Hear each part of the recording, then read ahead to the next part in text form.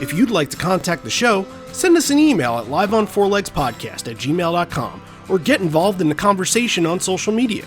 Join the Pearl Jam Podcast community group on Facebook or follow us on Twitter at liveonfourlegspod. Rest in peace, Mark Lanigan.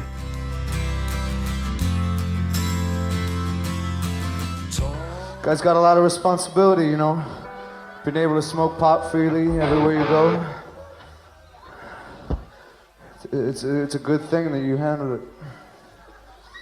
I don't know if I could. I would probably die. Die happy though. And away we go. You're listening to Live on Four Legs, the live Pearl Jam podcast experience, featuring Mr. Fugazi.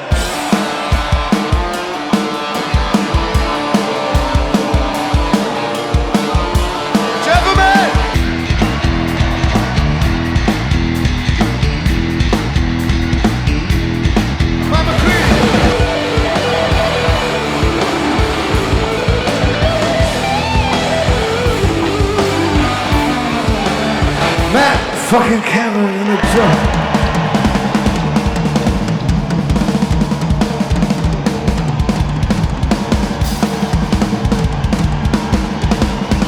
Mr. Boom Gasper!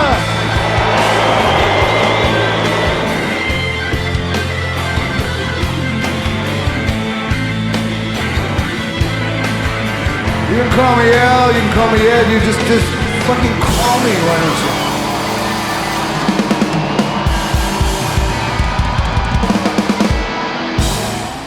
Hey everybody now, welcome to Live on Four Legs, the definitive live Pearl Jam podcast, and this is the beginning of a 4-week run standing right in the middle of 1992, the March 1992, that was 30 years ago. Think of where the band was back then. They were just starting to ascend. They were just starting to get to that level, and them being in Europe and things that were happening in the States at that time and what they would come back to.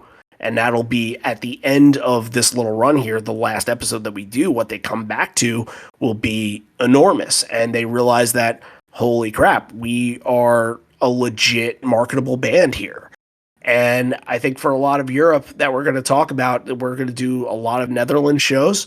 And they're finding crowds that they love, and they're finding venues that they love playing in, and some that they actually hate playing in. And there's a lot of stories from this era that are very interesting that we'll get to, because it kind of gets them in the groove of touring a lot and kind of being on their own. So let's get to it. Randy Sobel over here, John Farrar over there. Hello. I just want to piggyback right off of what you were saying, that their hard work, you know, that year of touring for 1991 that you do, paid off, and like it was starting to break. And we talked about how 10 was kind of a slow burn, like it didn't come out and didn't bust down the charts at number one, didn't open at number one like Versus and Vitalogy did, but it took about 6 months, and here we are, you know, 6 or 7 months later, and things are starting to happen. But they're kind of in this bubble over in Europe where they're getting reports probably, and you know, like you talk about, you know, radio was so important, you've got to break on radio. And it's just interesting because so many bands do that. Like thousands and thousands of bands have done that, where you go on tour for a year but you never break, but it never happens. The radio doesn't pick you up for whatever reason. It happens, but for them, like, it happened, and then it continued to keep going onwards and upwards, and here we are 30 years later still talking about it. So yeah, this was them like just about to break. When they leave the States, right before they leave for going to Europe, I think their first show was on February 3rd in Southend, UK. When they're just about to leave, Alive finally hits the Billboard charts after 6 months of the record being out, whatever it is. And they have to be thinking to themselves like, okay, let's see where this takes us. Let's see where this goes. You know, obviously Nirvana had caught on, and people are just like, okay, what else like Nirvana? Because there's nothing else like Nirvana out there. What else like Nirvana? And somebody probably said, well, we have this other Seattle band. They don't sound exactly like Nirvana, but they act kind of like Nirvana. And MTV too, you know, MTV. Oh, yeah. Putting those live videos in rotation. Absolutely. And they had, I don't know when the Even Flow video debuted, but it was recorded by that point. We know it might have debuted in the middle of this tour. We don't know. But I think what's really interesting is while they're in Europe, the album gets released over in Europe. So they're almost doing their own promotion for the record while touring these places, but also people, it seems like more so than in the States, people kind of recognize them. They kind of know what's going on. I think they're more apt to figure this out. And one of the interesting things and reasons why they might know who Pearl Jam is that Hunger Strike was huge in Europe. Yeah, I think 10 had only been out for about a week in England. And that's a big market. And yeah, Hunger Strike, the Temple of Dog thing was because I think Soundgarden had broken in Europe. You know, you go back to seeing Hype and you just stick Seattle on stuff. And like right. that the journalist from Melody Maker who went over to Seattle and wrote the whole thing about the scene, and like it got big there real quick. So yeah, then no surprise that they were tagging a lot of Hunger Strike on some of the songs on this tour.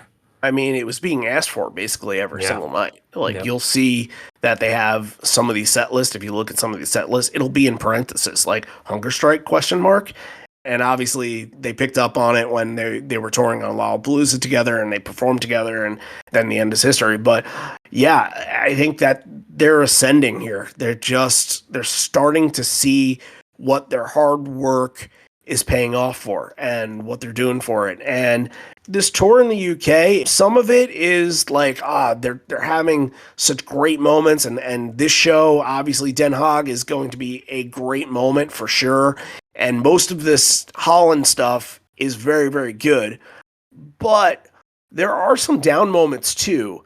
Their bus got jacked at knife point at one point in, I believe it was Manchester in the UK, where their bus driver, I think his name was Henrik, was sleeping on the bus, and somebody came on the bus and threatened him, and like scary ass shit. Then, of course, I think the thing that everybody knows from PJ20, the Switzerland show, where it was so small that they couldn't fit on the stage. Like they were still playing in places like this because they didn't know that they were going to blow up to be this big. But what was that, like a 200-person venue, and they filled it, and they couldn't fit on the stage, so they're like, fuck it, we're going to play acoustic this whole way? That's the kind of stuff that they're still going through some of those growing pains, and they don't understand yet that they need to be in front of big crowds because those crowds are going to fill up. Yep. I mean, you look at this, playing for 300 people, playing for 500 people, playing for 600 people, playing for 450 people. Like that's not going to hold for much longer after this. No. And when they return in June, you would see that, especially for Switzerland, the Zurich show, I believe, was at least 1,000, maybe like 1,200 person venue, that they didn't go back to that same place. I think they complained about the Cool Cat Club in Sweden and said that was a dump, and Jeff really hated the sound of that place. Yeah, said he would never play there again. Yeah. Mm-hmm. So when they returned to go to Stockholm, they played at like an art museum outside, and they had a whole setup there, and I don't believe they had an opener that night. So again, like interesting stories that are kind of developing from 1992 that would define who they were as a band and what they would become for later. And it's just very interesting to go through. I think this little stretch of Holland shows, they're in such good moods at all these shows. And if you remember, I think the line that a lot of people probably remember from watching Pink Pop, Ed says, and whenever we talk about maybe moving away from Seattle, and this is the truth, we always say we'd probably move to Holland. They loved it there. And there's things that happened during this time that can be seen as cornerstones of the story that's going on. So this is out of all the Holland shows they played the night before, but I think this Den Haag show is the height of all of them. I believe they played 5 or 6 nights, if I'm not mistaken. And Den Haag has always been seen as the one. So because it was so popular on bootleg, because so many people remember it through collecting and acquiring, raising my hand right here. Yep. For sure. We have brought in our experts over at our brother podcast, which gets posted to all of our platforms as well, called Hallucinogenic Recipe, with Brian Harwitz and Patrick Bogle. And those guys, we have brought them in to kind of cross promote here and get their take on what the collection aspect of getting this bootleg was. So I'm going to hand it over to them for a couple minutes and get to see another side of this conversation. Hey, this is Patrick and Brian from Hallucinogenic Recipe. Brian, how's it going? It's going great. Patrick, how's it going with you? It's going awesome. We're going to talk a little bit about the Den Haag bootleg. It's on the Papercorn label. This was a boot that came out in 1992, the year that show was performed and recorded. Yeah, I had this on tape. Clearly, whoever sent it to me prepped me for the fact that it was a bootleg called Small Club. I have that much written down on the liner of the cassette. But yeah, and this is one of the first tapes that I had in my trading days. I'm going to guess this is about the first half dozen or so shows that I got, probably early to mid 94, somewhere around there. Nice. I picked this up fairly close to when it was released. It came out, as I mentioned, on the Papercorn music label from Luxembourg, 1992. I got it in the fall of 92 in college.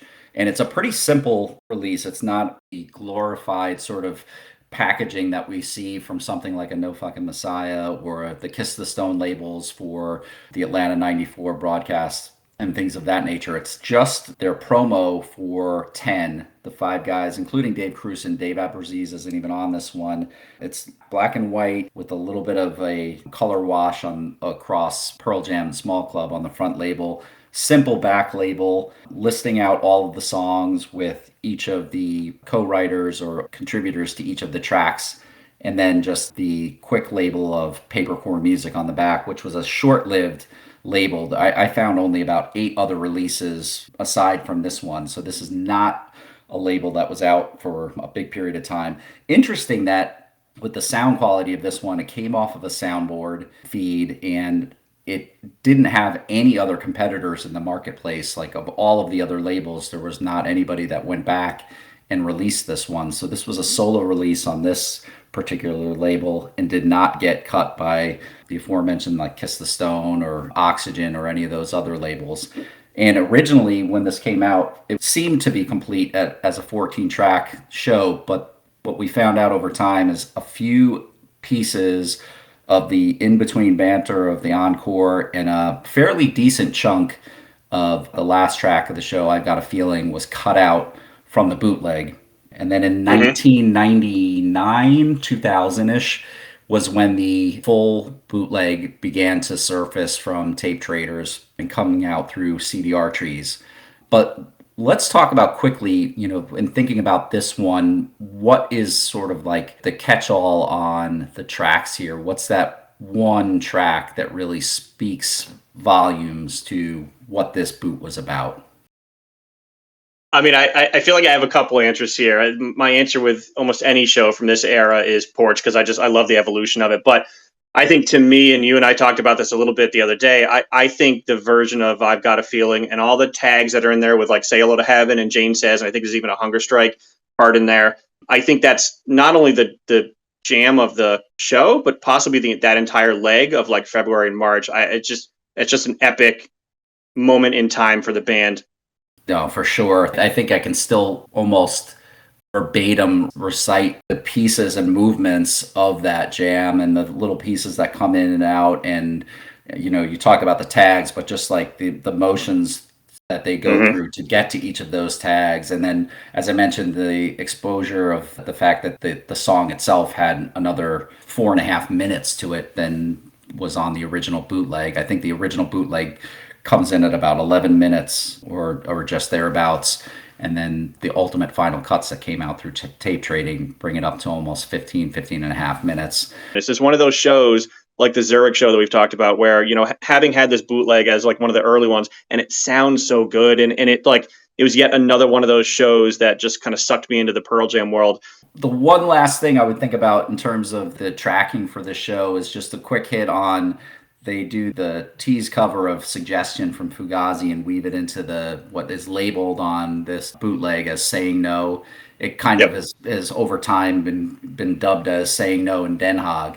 And then one other tidbit, if we're going to get into, is the unbelievable track listings that go on with these boots, where they just completely changed titles.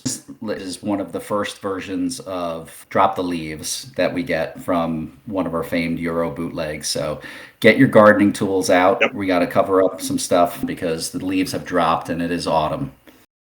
Drop the Leaves, always one of my favorites. You can always place it, right? Because bootlegs that came out later, obviously after Versus, would have it correct, and anything after that point. So it had to be an early, well, technically early 92 into 93 where they got it wrong, and then it's right from here on out, right? Absolutely. Let's wrap this up and hear what the guys are going to have to say about this full show, and we'll get back together, and we're going to be talking about another show from Holland very shortly. So thanks again, Brian and Patrick. That was great stuff. Yeah, and absolutely. Insightful Great. as always. And again, Hallucinogenic Recipe has been coming out on all of our platforms. It starts over on Patreon. We can talk about that a little later. But after a couple weeks, we will put it out on the main platform. And they have a couple things in the can right now. I believe in the next couple weeks, we're going to try to get one out. And I think that one is going to be about box sets. So don't quote me on that. I believe that there's some No Fucking Messiah in there, but yeah, it's going to be mainly about box sets.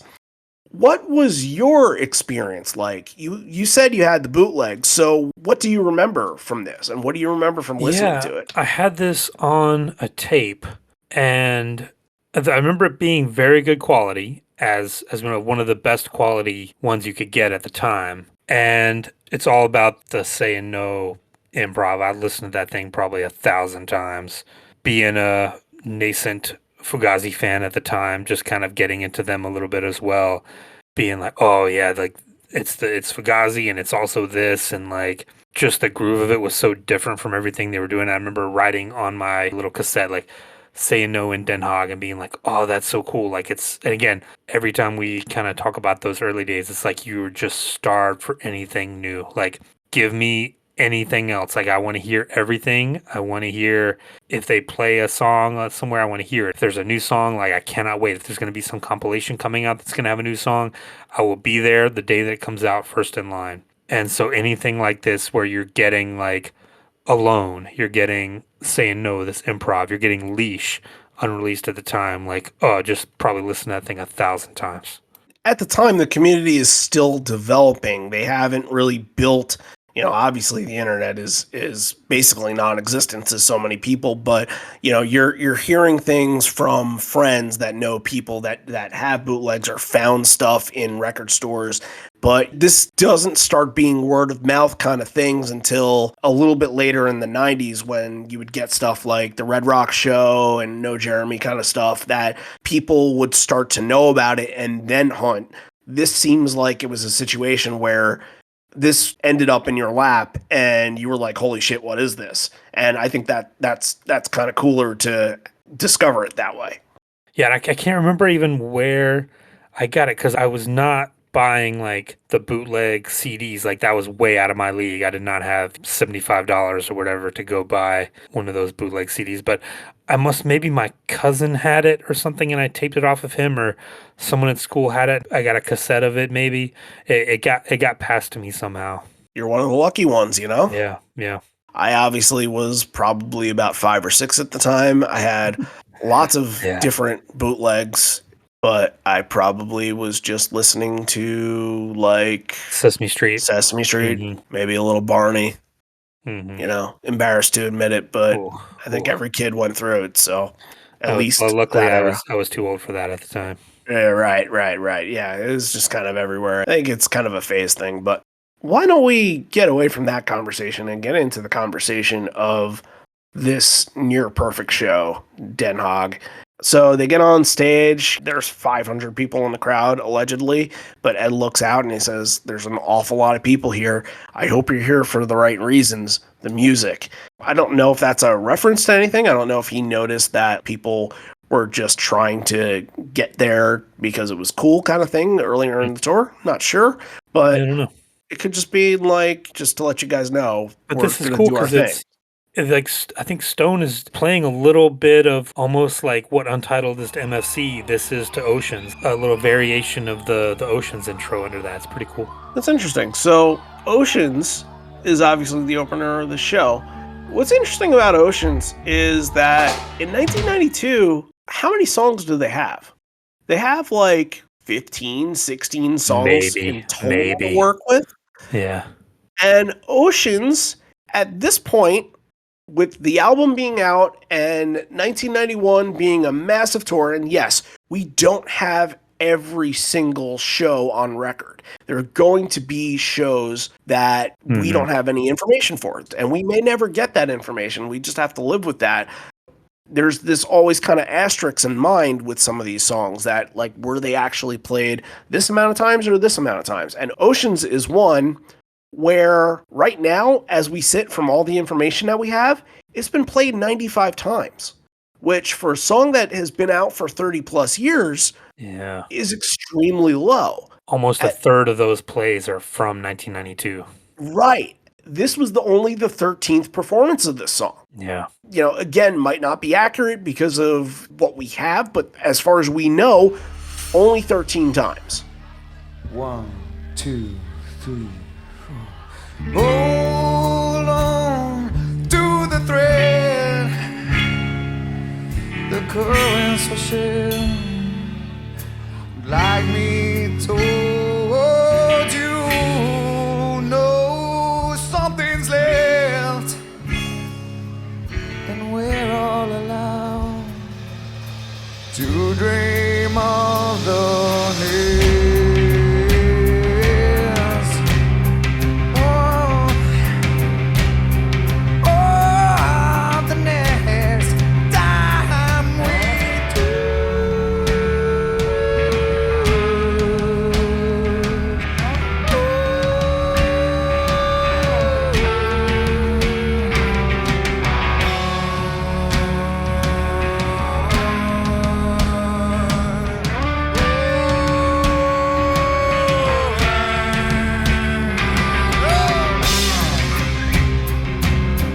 I thought that this was just, boy, if you want a version that is just absolutely perfect, like the album version sounds exactly what you would get from the album, and it's not overdoing anything.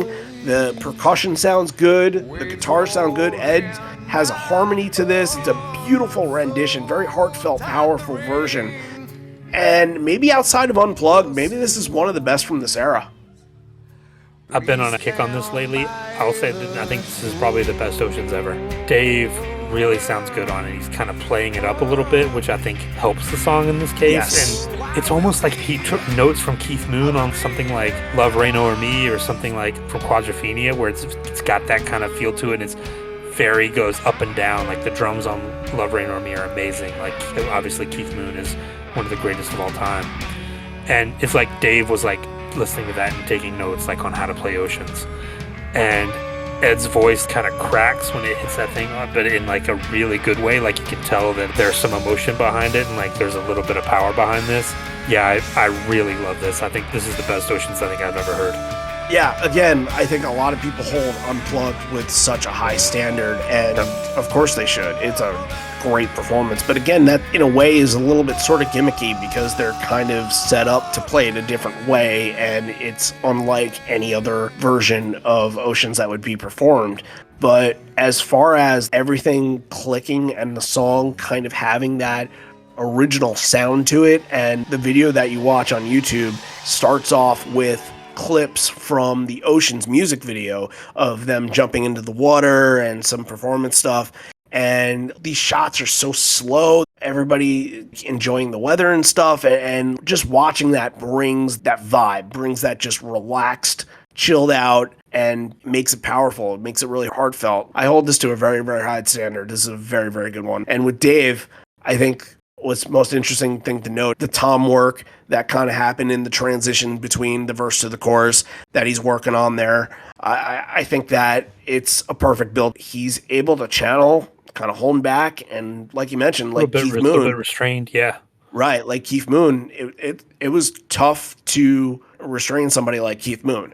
The animal character from the Muppets is based off of Keith Moon.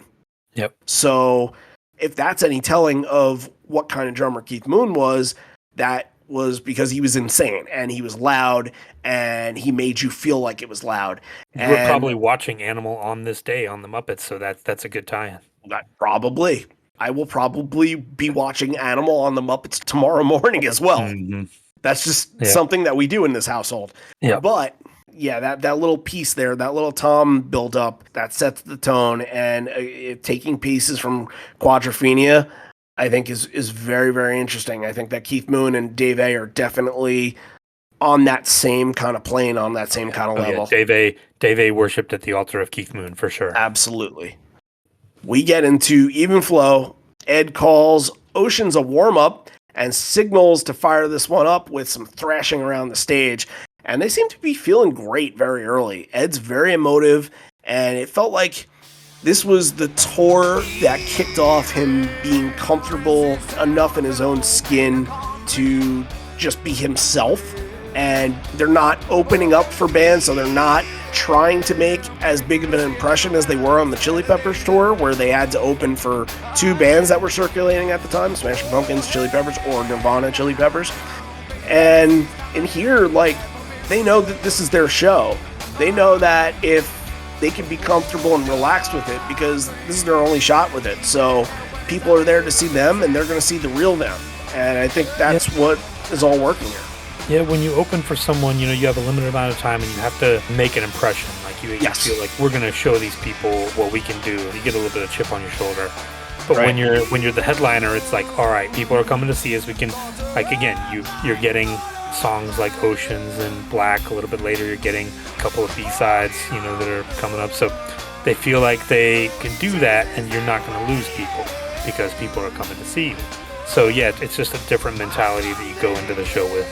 The most interesting thing on this version of Even Flow, and I think a lot of versions of 1992 have the same sort of flavor to them. You can say that about a lot of 1992 songs, even though it's good to go back to these performances kind of in their raw state here. But I think the one thing that kind of stuck with me with this version was that little build back from the bridge into the final chorus, where Ed is singing the guitar harmony the same way that South America would do 15 years later. I thought that was a really cool element and kind of foretelling in a weird sort of way, but just rockin' version. And look, we're going to be doing Even Flow each and every one of these weeks that we focus on 1992, so this was good. And I think every night it was going to be good. This one isn't like a crazy Mike solo. It's a little bit more standard and a little bit more fluid, but yeah, still has a very good groove to it. And Stone's still at the star of this one, yeah. And on the mic afterwards says, "It's unusual that tonight we get to see people in the back. I'm glad. Usually we can't see them and they're lost." And then he says, "I got a very important message for you. I'm going to try my best. And people that know how to speak Dutch, reach out, because I don't know what I'm saying. Ik, au voor jou, oef maduma." Yeah, I heard it as Ik hou voor jou uit vaduma. Ut faduma, so not an F, a T. Yeah, I heard oot. I think oot is a pretty standard Dutch thing, but I could be wrong. We're gonna get so many emails. Oh, and we should, because this is one thing that you want to be wrong on, so people can fix you. And next week when we do Utrecht, we'll be able to bring it up and be like, aha, this is what they were saying. So since we don't have much to work off with that, we're just going to go into Why Go. And in Why Go begins a bit of a theme for the next couple songs, and a theme for what was happening on this tour. We have some stage divers, we have some crowd surfers, and that Ed is looking at all of them and breaks performance anytime somebody comes on stage. Will stop singing and just give them a stare down. Will give them a nasty look, and he hates this.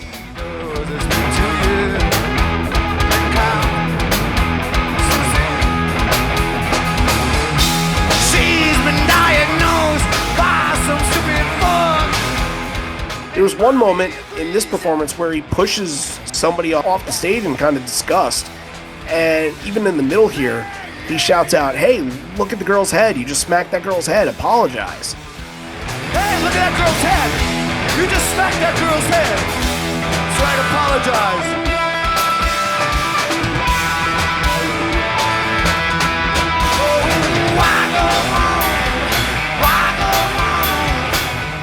have to go back to the London show that happened, I believe, on February 28th. And there's a moment where Ed's referencing all the stuff that's happening there. He's saying, I'm seeing Boots kind of smashing some heads down there. And I think the line is, I know it's fun to be on top and look like Jesus Christ, but I swear every time you do it, I want to crucify you. So that's when he says their people's heads, not fucking cassava melons or something. Right. It's like a weird choice to go to for melon if right. You're just planning. Yeah, you can only see so much of this every night before you just kind of lose it. And like, what the fuck, man? Like, they're seeing this every single night. He's got a front row seat to it. So yeah, he's gonna sympathize with the people that are just trying to watch a show and just trying to see the music. And you only watch so much before you just break and like, just fucking stop. They're just tired of it. Well, I think part of what's interesting about this is that the two visual aspects of Pearl Jam that we have at the time, the two music videos that are out, basically encapsulate this behavior. Yeah. There's stage diving, there's crowd surfing, and there's fucking more than stage diving off the fucking balcony. It was everywhere. You could not go to a show without someone doing it. People are seeing this and they're saying, oh shit, this is the culture that I want to be a part of, and this looks like a lot of fun. This it band got taken over playing... by jocks. Right. You started seeing the jock kids being like, oh, we can go jump on people and beat up people. Like, yeah, We'll do that. Right. I think that was probably the start of what really pissed them off, that it wasn't actual fans. And maybe that goes to his quote in the beginning, hope you're here for the right reasons, sort of deal. Could be. Maybe. But with Wygo having all that shit happen, there's another person after Ed tells the guys to apologize. That person is taking their time doing it. He seems legitimately pissed, but goes into the performance pretty well. Like, he uses that. He channels that. Makes for a pretty good performance of Wygo. Well, I think the solo is better on Wygo than it is on Even Flow. I think you might be right on that. Yeah, sure. But again, this is going to be a thing for the next couple songs, at least the next song, that this is going to keep happening, and he's not going to stand for it very long. So Jeremy is the next one, and once again, during the chorus, Ed gets distracted by another stage diver and more crowd surfing.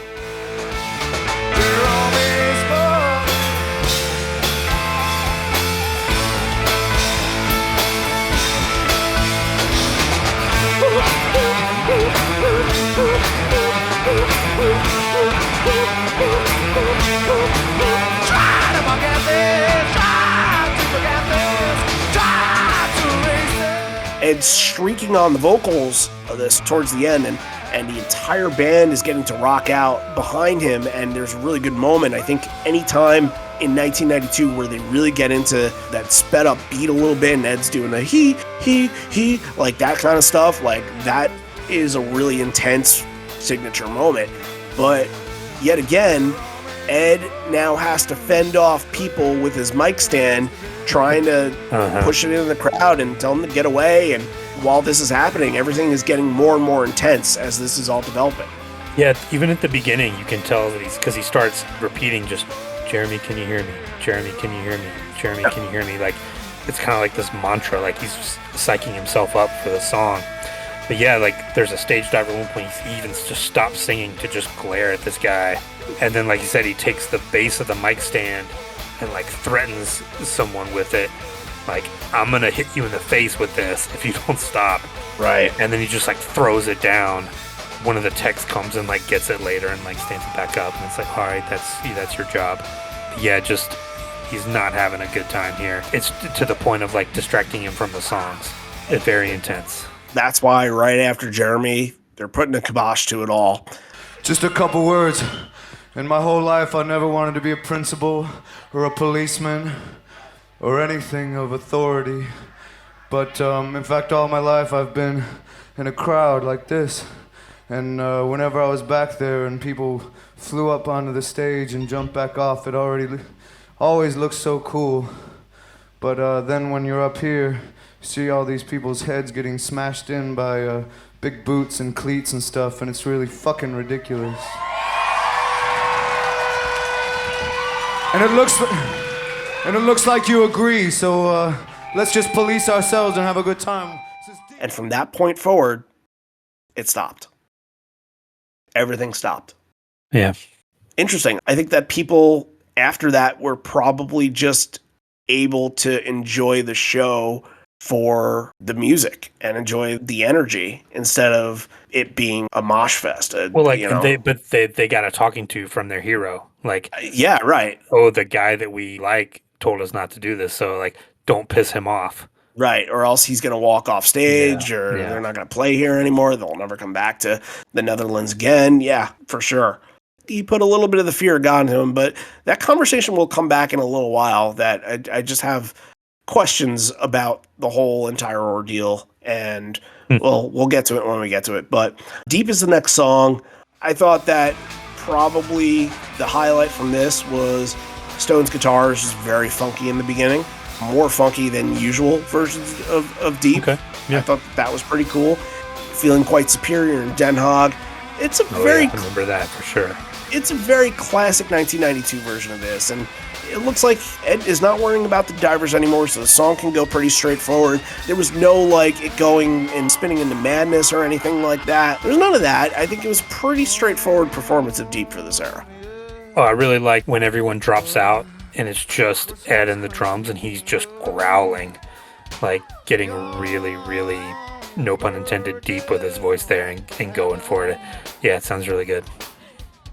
Ed talks to the crowd again and says, you guys have a lot of responsibility being able to smoke pot freely anywhere you go. It's a good thing that you handle it. I don't know if I could. I would probably die.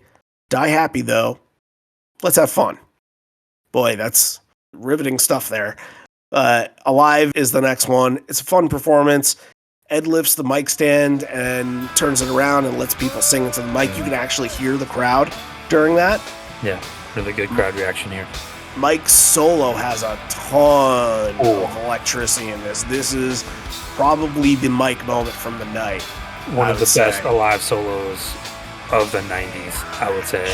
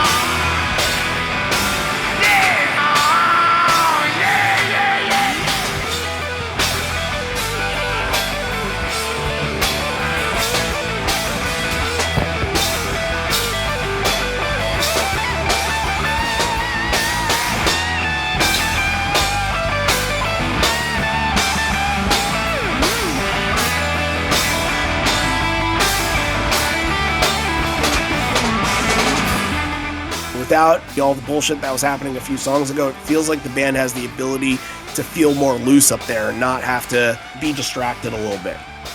Yeah, you see them, it's the atmosphere is starting to loosen up a little bit. Like I said, because when Ed gets on that, when he's upset, then the rest of the band, it gets tense. Like, he kind of is the barometer for how the band is. It's but when he relaxes, then you see Stone goes over and rocks out with Jeff a little bit, then he kind of locks in with Ed, and, they have a little moment. And you see that things are starting to kind of ease up a little bit, and they're starting to get into the show.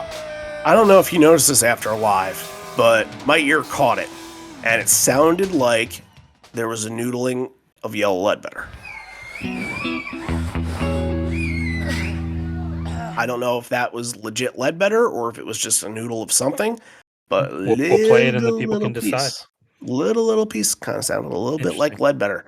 This is the part of the show where Ed says, we canceled tomorrow night's show because I knew I'd sing with everything I've got tonight. Beautiful decision. And I think we talked about this off recording, and I was sort of speculating that, maybe because this is the 6th show in a row, if they had played straight through, they would have played 10 shows in a row.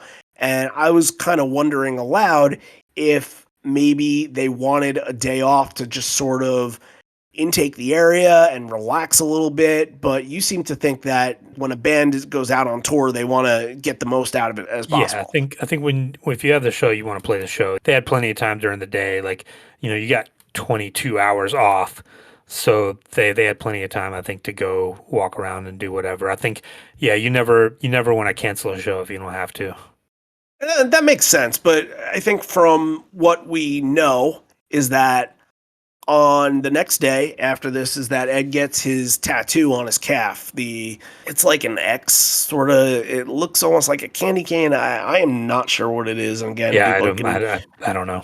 People can email us, but this has been a story, and next week on the Utrecht episode, it'll come up because he brings it up, and there's a moment where he's like, no, I can't crowd surf because my leg's gonna hurt, kind of deal, like it's gonna be sore. Was that his first one, or is that no?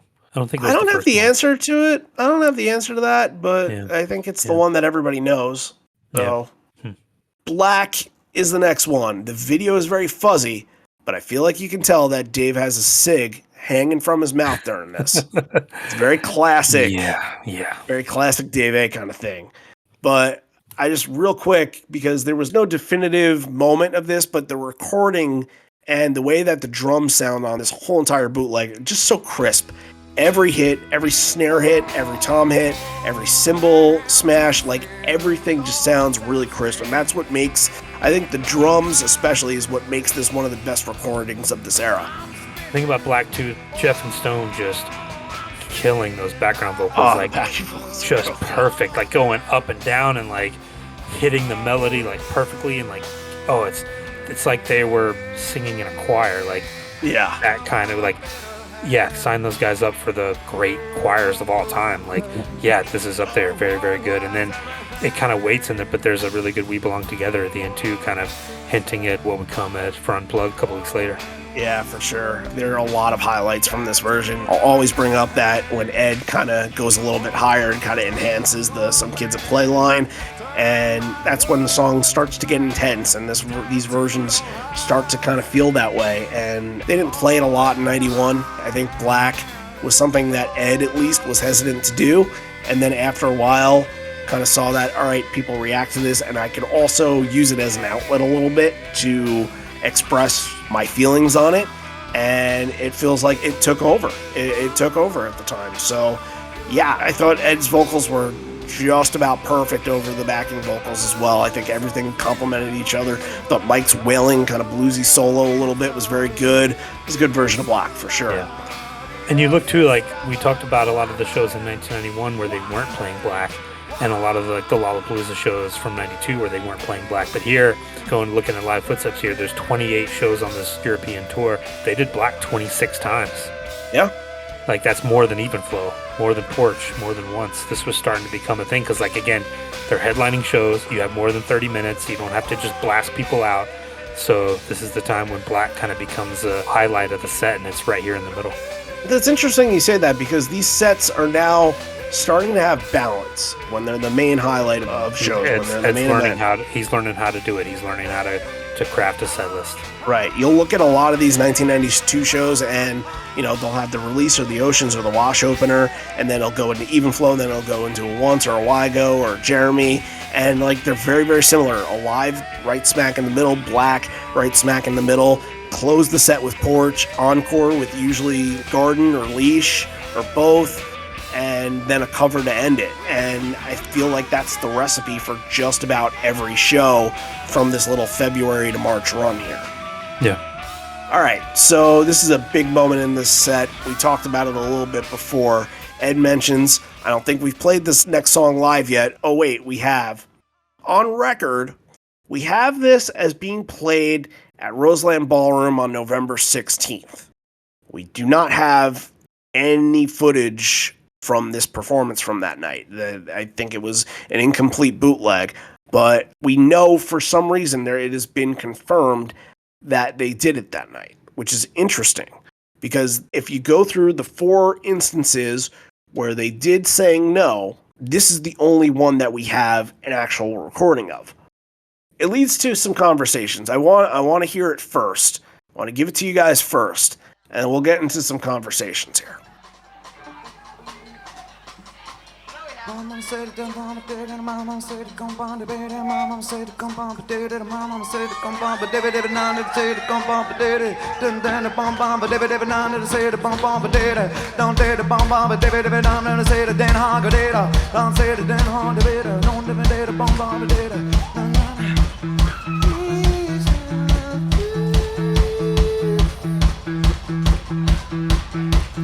He wants it easy. He expects it to be easy. He wants it to be easy. But she says no. But she says no, I don't want to. She says no. She says no, I don't want to. He expects it to be easy.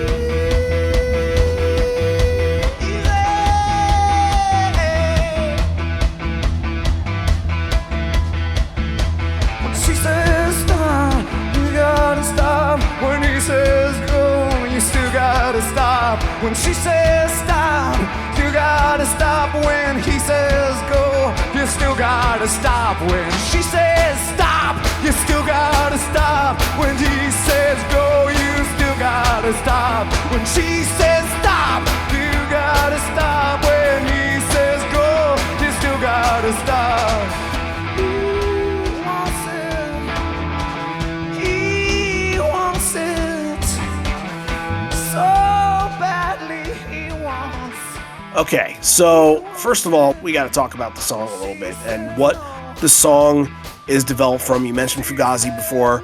The suggestion tag, to me, it kind of seems like the song was sort of based around what the suggestion premise was. Anti-rape and pro-women and all that kind of stuff. And it felt like he was just building off of that last take of suggestion where they do that whole entire, she don't want to repeat it, like all that kind of stuff.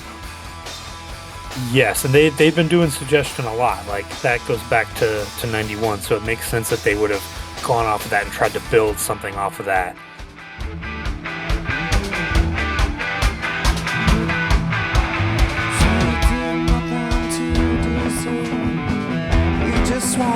He wants to observe it. We sit back like they taught us. Keep quiet like they taught us. He does nothing to remove it. He's just as hurt cause he wants to prove it. We sit back like they taught us. Keep quiet just like they taught us. He wants to prove it. He's just hurt. See, don't remove it.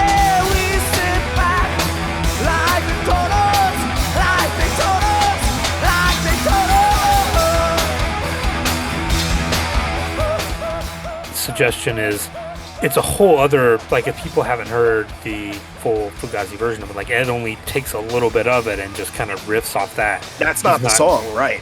Yeah, there's a whole other part to it.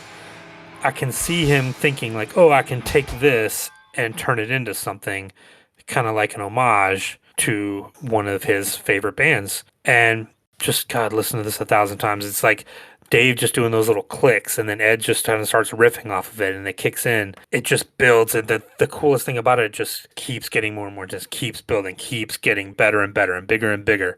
The moment when the drums kick in, it's just so good. And like we were talking about, comparing this to kind of improvs of the time, there were a few that something like Hard to Imagine turned into something. A couple of years later, Outta My Mind would get released on a B-side and then come back in 2018. But this hasn't. It got teased kind of twice in 91.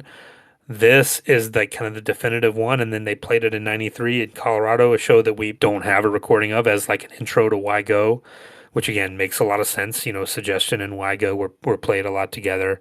So I think there's definitely like a connection there, but there's not enough. We can't flesh it out enough to say, okay, Ed was trying to do something. This was going to be a full song at some point. but for whatever reason, they abandoned it, and they still were doing suggestion in summer '92. So for whatever reason, this just didn't stick. It's just a very strange, unique performance that they almost never went back to.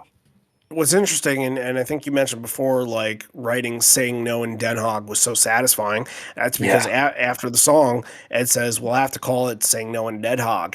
And from what I wonder with this performance, and maybe not the why we don't have the other performances, because there might be a whole different other story on that, but this is the one that has stuck around. And sometimes I think that the band likes to keep certain moments for certain shows and have that to be the connecting factor to a certain show. And I wouldn't be surprised if that was the case here, if they thought like, okay, that was really strong from this night. Let's keep that as a Den Haag thing, because we called the song Saying No in Den Haag.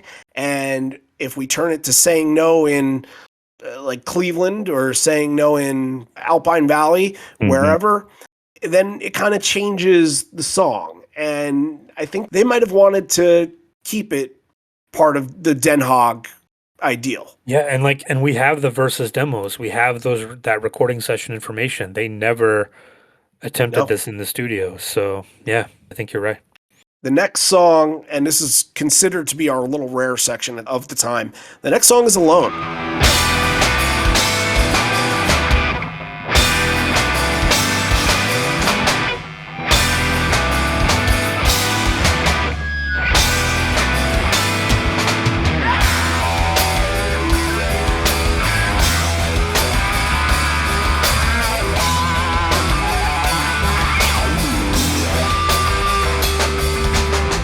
Wide awake and six in a panic.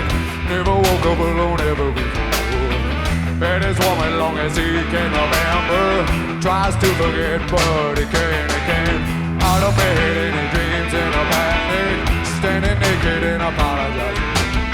He reaches for her and the water turns red hot. Woken up to be burned.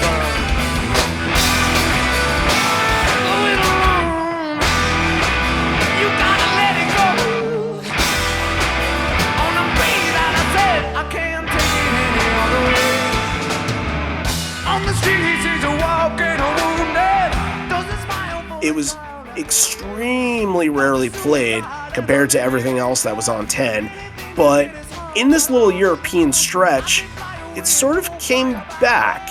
It came back a little bit. They had a couple nights where they kind of played it in a row, and they were like, all right, let's play it, let's feel it.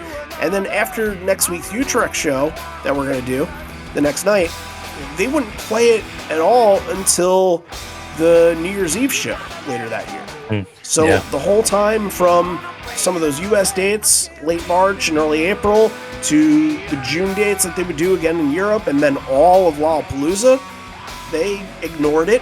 And I don't know if they weren't feeling it or what, but they decided to bring it back at a show that was, at least they were getting a lot of eyeballs on. I wonder why, and I wonder why that this was always kind of considered sort of a bottom rung of Pearl Jam songs, because I don't think it should be, but I also kind of agree that I don't think it fit on 10, if you know what I mean. Yeah, I think it's just too similar to some of the things it already had other songs that do the same thing that Alone does, and it was how redundant do you kind of want to be. And I don't mean to say that the song is redundant, but when you're making an album, it needs to have a flow, and like if you're going back to certain things, it might just not have been a place for it. But you know, for a song that was debuted at the Off-Ramp, for this to be a year and a half later and only been played 15 times definitely tells you something. But for the performance itself, like I said that Oceans was my favorite Oceans ever, maybe the best ever. This alone might be the best one as well. Really? The groove that Stone has just from the very beginning is amazing. Ed sounds awesome on it. Ed's kind of leaning on Stone a little bit. He kind of goes over and kind of like playing with it, like gives him a wedgie or something, and Stone has to like... Yeah, that sounds like the thing. The comment afterwards that Stone had was, you got to pull the pants out of my ass now. And snarkily says, ask somebody up front. No, that's their job. Yeah. Right. But Mike has a great moment. Ed even gives him a little encouragement, like, go, Mike. The next song is Once. This is a pretty standard performance. Mike has another blistering solo in this, but the thing that really stood out was that something was happening with the mic where every time that Ed sang once, the word once, it sounded like there was an echo on the mic that was reverberating. And I'm wondering what they did to make it sound like that. Yeah, it's probably just reverb. Probably whoever was running the sound, like, had it turned it up a little bit and turned it down. Had the reverb too loud. Yeah, that's a sound man thing. This is a good version. I think Ed thrashes a lot during this version. It's fun to hear. It's good performance. I think he falls down at some point. Yeah. Yeah, and it's kind of a precursor to some insane stuff that's about to come in a couple minutes. But Once in this era, I think Once kind of belongs as part of like 1992. And I know you mentioned a lot, like when the crowd gets to respond to it, then that's kind of where it breaks through. But I like the earlier versions where it still feels raw. It still feels like it has the power behind it. You know what I mean? Yeah. I like the 2010s versions better. I like what it's become more than what it was. It's got that kind of butt rock Aerosmith feel to it, which I don't like. I like that it's kind of become a little more anthemic, a little more of a crowd-based moment. It'd be interesting to do an evolution on that one. We always kind of forget about that when we talk about songs, but that'd be an interesting one. Well, we got more years to do evolution stuff and more time, so we'll see. We'll see if it's in our future. All right, during this little part here, Stone and Mike are playing together what feels like an homage to Rush.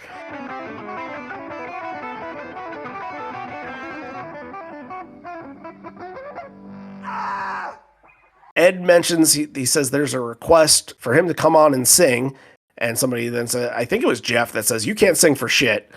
Ed responds to that saying, if you say please and maybe, but you make me feel cheap. Then Stone gets on and says, actually, me and Mike were working out a Queen song earlier tonight. Maybe we could... I better start this then. Beelzebub, how's the devil for? For me! For me! For me!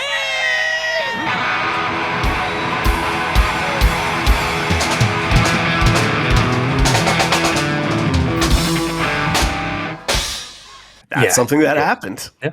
But memorable moment from this show. Ed says, this is the last song and I don't want to leave. 1, 2, 3, 4, Porch. This is a very 1992 version of Porch where you have the song that's happening in the background and everything is being fixated on what the hell is Ed doing now. I believe Ed is throwing his microphone wire to the rafters, a la what he would do in a more dangerous situation and drop in the park. And he's climbing up the wire. It's a strong-ass wire for that, to do that. Oh, yeah. And he starts doing these tricks. He starts going upside down. He's got his legs locked onto the lighting rig. And it looks dangerous as hell. He's dangling, and he's kind of doing some push-up kind of things, but Ed can be Evel Knievel. That's why he has the Evel Knievel jacket that he puts on sometimes. And I think it goes back to this sort of stuff that he's always wanted to face danger, essentially, and he kind of got a high off of it. Yeah, I think he talks about it was just about seeing how far they can push it. What can we do to make this memorable? He gets up there and he kind of mentioned everything, and then he just dives down, and then it's just shenanigans ensue. And he even says what the fuck am I doing? Questioning his choices there. But for the music, I thought when they're first getting into that jam where he's going to do that, I thought Jeff sounded really good. It's a true sign of a really good bootleg when you can hear the bass and not only just hear the bass, but hear individual notes on the bass and hear what the bass is doing. And yeah, Jeff sounded really good on this. It felt like he was, it was kind of a precursor to some of these versions where he's really pushing it and really leading the line on that one. But yeah, it's just, hijinks. I think Ed's just rolling around. I think there's one of the techs is involved at some point. Yeah, I wasn't sure if that was Eric Johnson or not. Yeah, could have been. I think he's more the tour manager. I think George, one of the guitar techs. It might have been even the same guy that ran out and got the mic stand. There's a Smitty, there's a Scully. Yeah. One of those guys. One of those guys, maybe. Yeah. What I'm going to bring back into a conversation that we had 10, 20 minutes ago, whatever it was, that during when he's kind of getting on the crowd for, smashing heads in and stuff like that, he then goes and he dives into the crowd like that. Like, I'm not sure, is that counterproductive, you know? Like, Yeah, is it's he like just you're- doing it because he can? Yeah, you can't have it both ways, man. Like you can't hold out with one hand and then hold the other hand behind you. You can't have it both ways. You gotta walk the walk. So a little bit hypocritical maybe, being that they were one of the ones who were like making it look so cool and like putting it in their videos. Yeah, there's a little bit to that, and I think once they realized that ended very quickly. I think. Yeah, and while unnamed tech that was out there kind of lifts Ed by the back and spins Ed around a bunch of times, and it's just chaos going on at the end of the song. Like, what else? He's on top of the crowd. He kind of does like on top of the crowd, sort of like what he does now, singing the final chorus of this, and that's pretty fitting for what Porch was in 1992. All that stuff, you can say that about almost every night of what Porch would happen back then. So. We are at the encore now. Let's pause for station identification, talk a little bit about our Patreon, talk a little bit about what's coming next, and talk a little about liveonfourlegs.com, because there's been some stuff going on over there too. Let's start with the Patreon stuff. We have two people to thank this week. One of them is Jason Weiss. Thank you for becoming a patron, Jason. And the other one is Taylor Griffin. And Taylor actually wrote in on our website. We did a little bit of tribute to Sully that we talked about the last couple weeks after Sully's passing. His friends were able to kind of rally together and, get Smile to be story. Yeah. Right. It really is. And I wanted to, in some way, I didn't know Sully. I had seen him around. I had seen him talk to people that I was close with, like Andrew and some other people, but I didn't know him, and I wasn't really in that circle, but I just thought it would be nice to make something in his memory, to build something in his memory that we can kind of keep adding on to over the years. And Taylor, who had been a friend and a Pearl Jam go-to right from the very beginning of Sean's show history in Chicago in 94, Taylor wrote in, told that story, and told about other stories of them seeing Pearl Jam together. And it was Sean's birthday last Friday, so a lot of emotions going on so shortly after his passing. But I just want to thank everybody that did contribute and everybody that's planning to contribute later on, because I feel like even in a year from now, people will want to look back at this and they'll want to get to see all the memories and the stories being told. And I think they deserve to honor their friend that way. So again, for other people that are listening that maybe knew Sean, that want to tell a story about him or just want to memorialize him somehow, this is always open. We're never going to stop taking submissions for this. It could be in a month, it can be in a week, it could be in a year. Write in at any time, whenever it feels comfortable for you. We'll put it out there and we'll use it for the memorial. But we're really happy to see that Taylor shared a story. So thank you, Taylor. And then Taylor ended up joining on our Patreon too, which was really cool. So thanks, Taylor and Jason, definitely. This week, we can now officially say that Crazy Mary is ready to go. I know you guys have been waiting for it. It's a big episode. Let's just put it that way. It's like it might be longer. It's going to be worth the wait, though, you guys. I think it's going to be longer than this episode, easily. Could be. I think it might be longer than our average just show covering episodes, because there's so much going on. You got to play long clips of duels and Boom going off and Ed singing some lines and stuff like that, and some stories in there. Yeah, there's just a lot to talk about, but that's going to be over at Patreon whenever it does come. I think that now is the time to hop on board with this. If you want the content, if you want more Evolution episodes that are going to come, and hopefully come at a more steadily pace this year, Patreon's the place to get all this stuff. And the way that you want to do it is go to patreon.com/liveonfourlegs, or go to our website, liveonfourlegs.com, sign up for Patreon. You'll see buttons on every single page that said become a patron. All you gotta do is click on it, sign up there. You never actually have to go to the Patreon if you don't want to, or you can download the app. I think the app is helpful when you want to interact with us, because we're doing a couple polls right now, basically trying to get some sourcing for an episode that's going to happen in April, where there are shows from every big tour year that are going to be voted on. And then at the end, we'll kind of do a big vote for all those shows kind of against each other. So we'll set it up, we'll do a show in April, but that stuff is on Patreon. It's good to communicate and connect through that way. And we're doing all this stuff on Facebook and Twitter as well, if you want to get in on it. But look, the only place that you're going to get Crazy Mary Evolution is through Patreon. You want to be there. Once again, it could be $1 a month. It could be $5 a month. It could be $10 a month. Any of it. We just want to get the content out, you guys. We want you guys to be able to enjoy this stuff and maybe even learn a little bit. Maybe $10 a year, even if you get the discount if you sign up for the year. Like that's right. You guys did, but not only that, but usually we don't offer the request to the bonus tier. But if you do sign up for the full year, and if you are a bonus leg member and you've been a member for a full year, you are granted the request. So you will get an episode at some point. It might, at this point, a lot of 2022 is booked already, but we are hoping to get as much out to the people as humanly possible. So definitely. And another thing I wanted to point out, live on fourlegs.com, I went back and did another making of a moment for last week, Freeze Troy. I'm going to try to be doing that every week. So maybe people can guess as to what I'm going to be writing about this week for Den Haag. Probably not a surprise. I'm going to kind of take my 3 moments and do a little bit of a deep dive and talk about why they were the great moments that they were. So go ahead and check that out. It's kind of a little addendum to the podcast, so it should be fun. I'm looking forward to doing that for this one, definitely. And you'll give a little preview for the next episode, right? Yeah. Little Easter egg for you guys out there. There's a lot of stuff coming on the website very soon. We just did some YouTube video recordings for Tier List, and they're going to go up on YouTube very soon. It'll be featured on the website. We'll put it up. We'll embed it.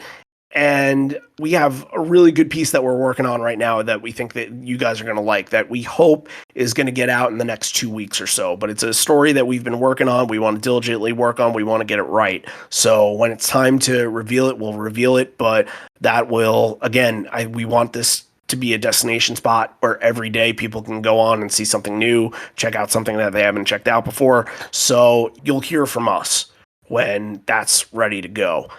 So I think we're ready to get back into the show. It only has 3 songs left, believe it or not, but one basically takes up the length of the show. Back to the rock, Dave comes out and there's a cloud of smoke on top of him. And it was tough to tell, but it looked like he passed the joint into the crowd, right? It's real chill on stage right at this moment. Like, yeah. It's like college dorm room vibes on stage here. It's like Ed went back there and he's like, shit, I got banged up pretty bad from jumping to that crowd. I need something to get the edge off. Yeah. But Ed says, Dave, you're such a bad influence, man. Personally, I would never smoke that shit. It's not like I'm straight edge or anything, but I just like life. Oh, the straight edge references. Yeah. That was a thing back then too. It was. And wasn't that like part of Fugazi's lifestyle? Minor Threat, going back to Minor Threat, yeah. He mentions that there's a girl named Jane and a girl named Ruth. They saw every show in London, then took a train here to Holland to see us again. So this is for them, called Garden of Stone. The same kind of echo that was on once is kind of back for Garden, and it feels like it's just a thing straight out of 1992 that never left, The great thing about this, too, is he changes the lyric to, you'll be in London, and I'll go, and, like, he was singing to them, like, that's for those 2 girls, like, they have that, so that's awesome. Yep, and I hope that Jane and Ruth, wherever they are today, have stuck around and followed them around, because that would be... Get the detective agency and find them. I mean, you gotta hope that, like, within somewhere in England... Get our UK people on that one. Oh, yeah. I'm sure if they're still part of the community, I'm sure that they're out there and somebody knows them, especially the Europeans kind of all stick together with that. So, by the way, everybody's shirtless now except for Ed and Stone. That's, a very 1992 thing as well. Oh, yeah. And I'm sure it's sweating balls out there. Yeah. Good version, though. Mike's got a very, like, wild bluesy thing going on over the chorus that the band's just totally vibing off of that. He's into it. It might be the smoke. It might be just the jams, but it's a good feel out there. Things are feeling pretty good. Feeling pretty loose. The next song Ed tees up as, I don't want to play one more slow song tonight. If you haven't heard this, which they haven't, most likely, I'll teach you the chorus. It's drop the leash, get out of my fucking face. Again, changing some of the lyrics here to fit the hometown kind of scenario. Will myself to find a home in Holland. There's another good backing vocal moment in this too. The thing that I got out of this the most is it really seems that Jeff, out of everybody, is really, really into this. And it always felt like Jeff was really, really into this song. Yeah, and then just the energy, like you can tell they're young and like they don't play this song with the same energy even a couple of years later.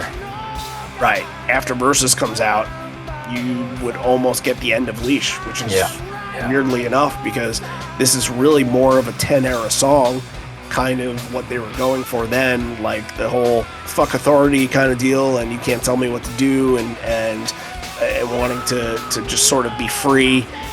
Yep. And I felt like that mentality once Teen Angst, right. And once Versus kind of hit, there's some transition where there was still a little bit of teen angst. There was definitely angst somewhere, but it felt like it was through different means. It felt like the angst was more towards like angst at the media, angst at life in general. They were maturing. Right. So after that, as good version of Leash, after that, Ed says, let's just say, for instance, that we get really mad one day and tell the record company to fuck off. And they won't pay for our hotels anymore. Next time we come, can we stay at somebody's house or something?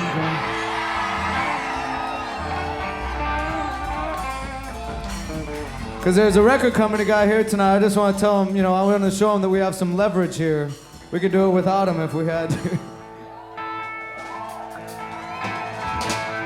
I don't mean that. I love this beat so much. Yeah, this is one that I could have recited from memory for many, many years. It's a good one. Yeah, for sure. I mean... And we know who it is, too. He gets a mention. Michael Goldstone, right? I got a feeling, yep. Yeah. I know that name. Is that... Yeah, it's a is Sony that just their A&R guy. Sony guy, right. And there's another... Michelle was another one. Michelle Anthony? Yes, Michelle Anthony. Yes. Yeah. I feel like they get connected together all the time when talking about record label executives and Pearl Jam's rise or whatever. But this is going to end your night. And it's going to be a long one. It's basically the only full cover that they had done at the time. I've got a feeling. Only a week after this was when they started to introduce Rockin' in the Free World. Believe it or not. It was I think it was in Germany. I think that they started doing Rockin' in the Free World because they kept talking about Neil's performance on Saturday Night Live and how good that was. And they wanted to mirror that, and they wanted to be that, essentially. And they started doing Baba over the summer in Lollapalooza. Right. Yeah. Keep this quote in mind. Neil fucking Young, a.k.a. God. Just keep that instilled in your memory for a couple weeks. Just saying. Everyone had a good year. We all saw Amsterdam. We got Michael Goldstone. Everyone had a good time. Everyone made a movie. Jeff Ament had one line, no two. Everybody misses Andy. We'll be seeing him in no time. This is essentially the line every single night from I've Got a Feeling. The whole Jeff had one line, two lines, everybody misses Andy. They had been doing this for a long time. Yeah, it was recorded for 10. It was on the Japanese version of 10. And then we're going to go off into some interesting things here, some tags that are mentioned. But buckle up. Here we go. Some tags that are not. Some tags that maybe I'm hearing stuff that maybe nobody else is hearing. I'm going to bring it up in just a sec. But after all this, he does some Say Hello to Heaven lyrics. So back to the tempo thing that we talked about. Oh yeah, I mean that's got to get the crowd a little bit of pop because again, that record has been out for a little while longer than 10 has, so people have kind of heard it and they've gotten familiar with it. So yeah, that's not going to be the only Temple of the Dog reference in this though. Say hello to heaven. Say hello to heaven.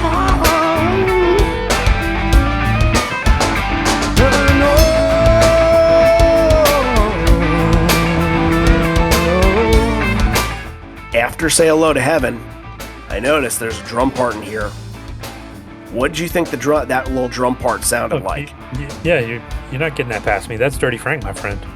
Or is it Freaky Styley? It's Dirty Frank. They have this. Both songs have that.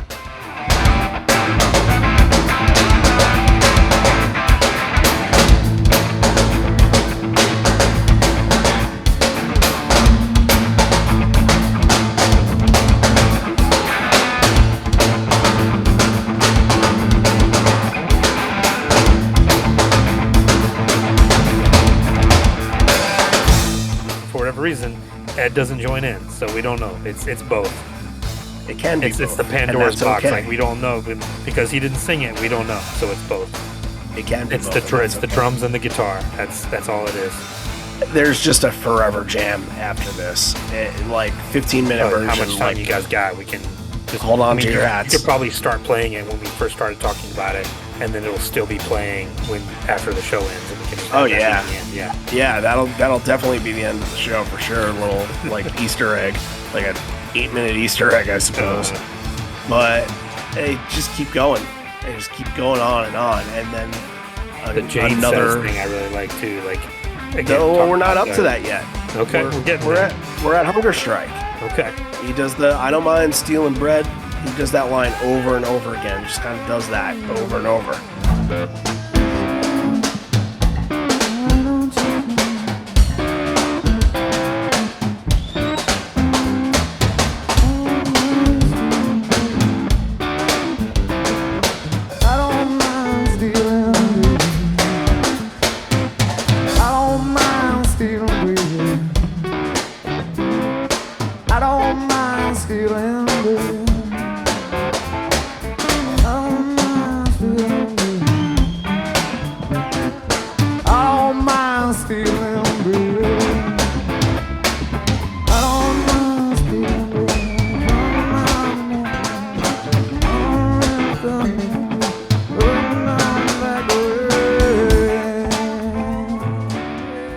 That's, again, a lot of people's connection to Pearl Jam is through Temple of the Dog. And then he does the Jane Says line. Treats me like a rag doll. He cried. Television. Said I don't know him nothing, but he comes back to me.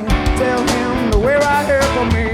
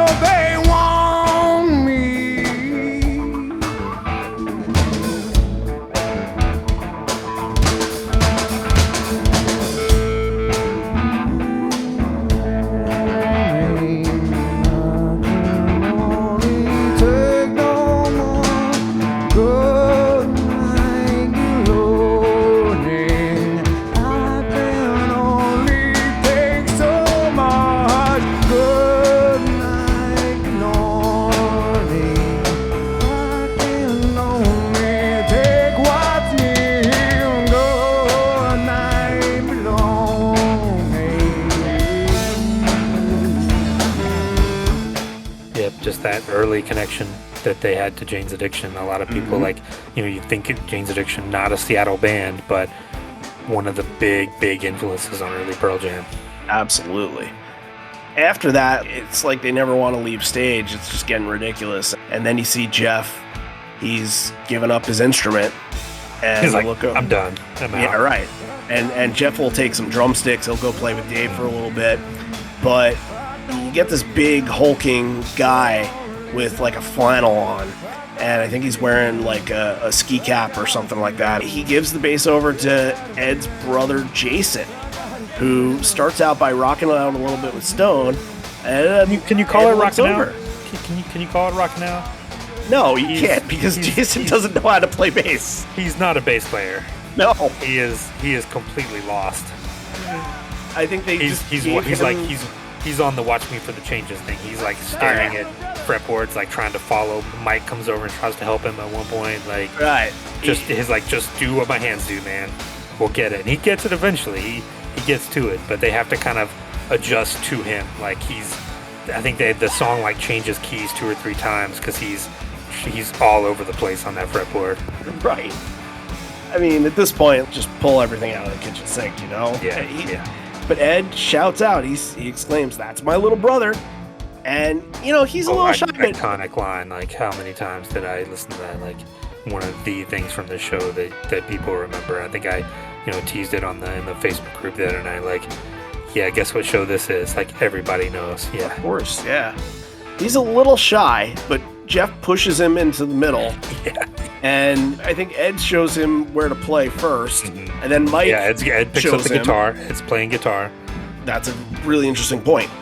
This might be one of the earliest instances where we see Ed play guitar at a Pearl Jam show. Could be.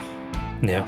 And we had talked about, I believe there was one when they did, I think it was in Stockholm later in 92, the June run, that Ed came out and did Driven to Tears and Throw Your Arms Around Me. And we had thought that originally was the first instance. And full song, yeah, probably, but he's picking it up here and he's playing, and he's doing the Save It for Later Better Man Windmills. He's already doing the Pete Townsend thing. God, yeah. Pete Townsend Windmills. Yeah. So good.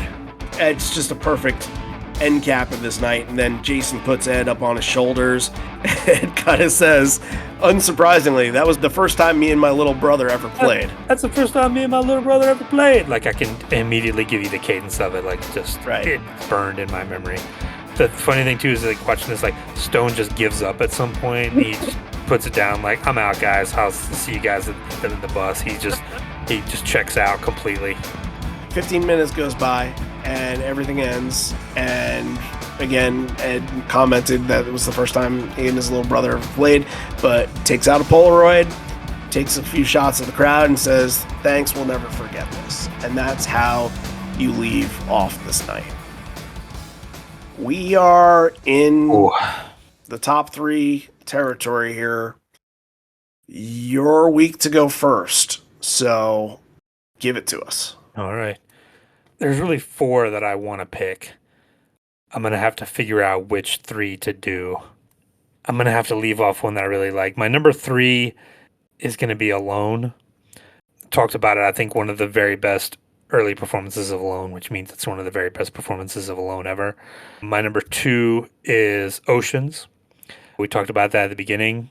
I think the best Oceans of all time.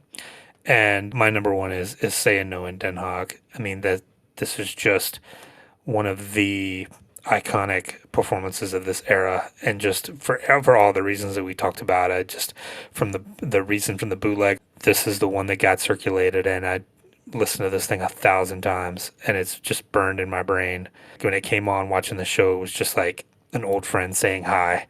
That's my number 1, hands down. I got a feeling like, yes, hard to leave that off top 3 moments. Ed playing with his little brother, great moment. They're so excited. It's up there, but those 3 are the 3. Well, I'm glad you didn't, because I'm going to, and that's going to be my number 3.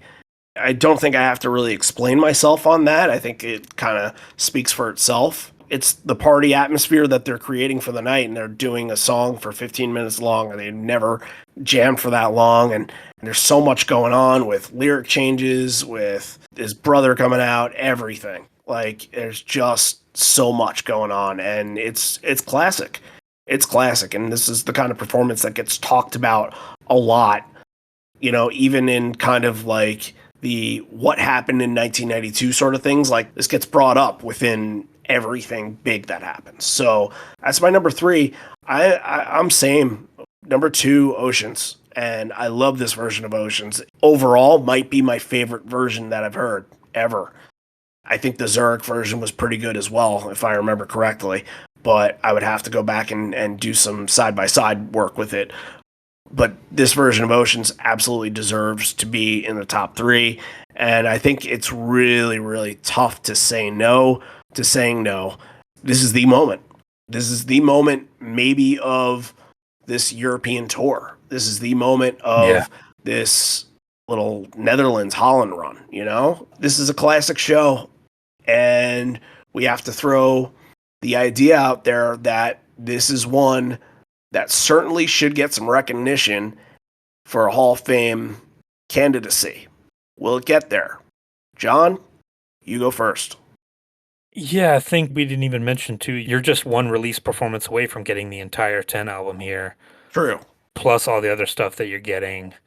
And the only You other know. song that they had been playing consistently at the time that wasn't in the set was Wash. That's right. You know, there's a reason that we had to go through this song by song. Like, you just can't skip over any of these performances. There are 13, so it makes it easier to do that. True. But just kill. I mean, how many shows might have two of the greatest performances of a song in the same show? Not to mention Saying No, not to mention the Alive solo that we talked about is just amazing. Not to mention Porch, all the stuff that happened in Porch. Like, I Got a Feeling at the end. This is a 10 out of fucking 10, my friend. No disagreements from me. 10 out of 10. And it's important from so many levels, from the performance level and what they did in the show, and then from the after effects to how well the show was recorded and how well it translated to bootleg, and that this was one of the very, very early ones that was out there. And getting that glimpse from such a good show, like if they had this from a different show on this tour that was okay, but it was the best recorded version, I don't think that version would be as revered. You know, I think it's because this was in excellent quality and because they did what they did makes this so special and makes this one to go back on. And, you know, we spent a lot of time, almost 4 years of the show, and we didn't do it. And we were waiting for the right moment. I always kind of thought in the back of my head, let's do a 30th anniversary thing, and here we are. And I think that's the best thing that you can do 30 for years, these shows. man, I am old. We're all feeling it, you know? Yeah. But Yeah. yeah, 10 out of 10. 10 out of fucking 10. Legit, and can't argue with any of that. It's a very important show. And it'll go back in December into the Hall of Fame. So watch out for that. It's a long time from now. Hopefully time slows down a little bit. We'll get to there later rather than sooner. But as we mentioned all episode, the next week, we're just continuing on this little run. The next show, obviously the next day, they decided to take a little break, but they come back. The next show is Utrecht. And if that name's a little bit familiar, I'm going to say another name right now that's the venue name that you definitely know, Tivoli. Might have seen that in a couple of places. Maybe I have 2 shirts that say Tivoli on it. Not on purpose. Both gifts. And what's interesting is the one that I got from Wendy, who it was in the gift exchange from Secret Santa. Mm-hmm. She got me one that like legit was spray painted on, like the actual t-shirt. Yeah. And that one's up. I'm not going to bust that out too often because I'm afraid of getting it ruined in the wash or whatever. But my wife also got me a Tivoli shirt for Christmas. And that one is, you know, printed. That one's actual like shirt material and all that. So I got 2 Tivoli shirts. I am going to have to wear at least one on the day that we record this or the day this comes out. So kind of trying to channel something, going to try to let it wash over. You're going to try to make some magic there happen. Magic is always happening here, my friend. We don't need a t-shirt to make magic happen, but we can just do it. It's a very good show. I think all these shows are worthy of the magic happening, and all these shows are memorable for their own way. And once we get Utrecht out of the way next week, the next one we'll do is Rotterdam. And once we get Rotterdam out of the way, then the next one we do is MTV Unplugged. Again, I'm going to just mention this every week until we do it. We're still looking for somebody to come on the show that was there that night. We have very, very, very few leads. We've tried to reach out to some people that we think might have been there that could help us out, but we have failed in that aspect. So we're asking you guys for a little bit of help on this. It's part of the mystery machine we always talk about. We want to find these people. There weren't a lot of people in this audience, and most of the people maybe didn't become Pearl Jam people. So we got to find somebody, want to talk to them, want to get their experience of being in the building, because I think that's really going to make the show even more special than it's going to be. So we're out of time. We don't have 15 more minutes to go off on rants and sing Jane's Addiction songs. And I could give a bass to my brother, but I think he'd be worse than Jason, which is funny because my brother's named Jason too. That is funny. Yeah, how about that? Mm-hmm. By the way, for people wondering, this is not Ed's brother that passed away tragically. Right. I believe that brother's name was Chris. Right. Yes. So just wanted for anybody that was sort of thinking like, oh, that connection. No, this is a different brother. So we're out of time. We're going to say our goodbye spiel now. This may be the end. We're here not for much longer. And although we may be parting ways, I miss you already. I miss you always. You want to support the show? Patreon's a way to do it. But if you're not a patron and just want to support the show in different ways, the best way to do it is through ratings on Apple and Spotify. A 5-star rating would be terrific. It'll get more people to see us and get us more visible. And leave a comment for us on Apple. Let people know why you like listening to the show. It just helps. Every little bit helps on this. Retweet some of our stuff. Share some of our stuff on Facebook. Like something on Instagram. It doesn't matter. Every little bit helps. That's all I got. We say goodbye, and for next week, in Utrecht, Tivoli. That's my little brother.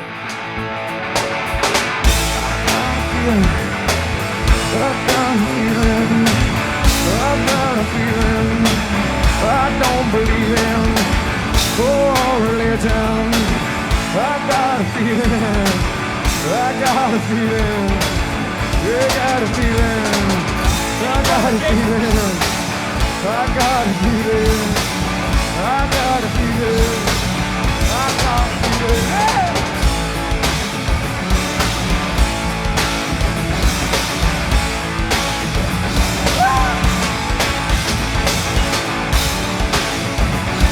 That's my little brother.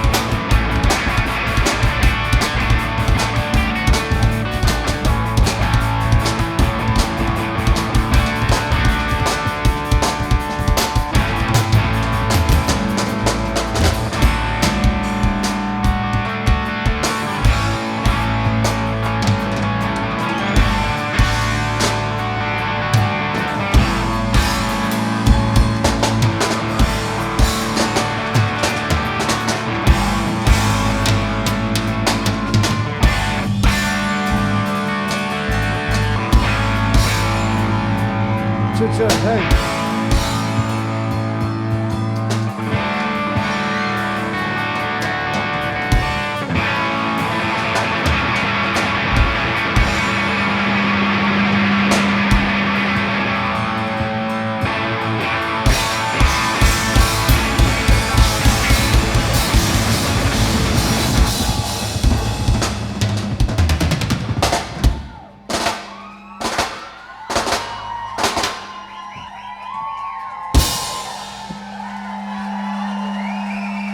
This is the first time me and my little brother ever